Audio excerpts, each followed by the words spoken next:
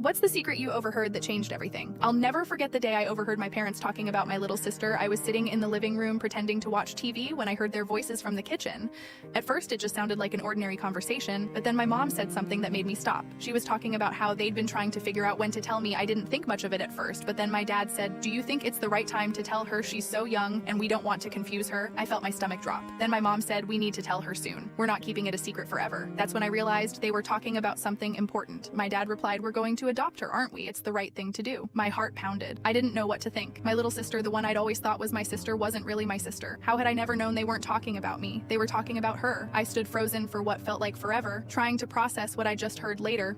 That evening, my parents sat me down and explained everything. They told me how much they loved her, how they'd always planned to adopt her, but hearing it like that was a shock. It changed everything. I had no idea how long they'd been planning it or why they hadn't told me sooner.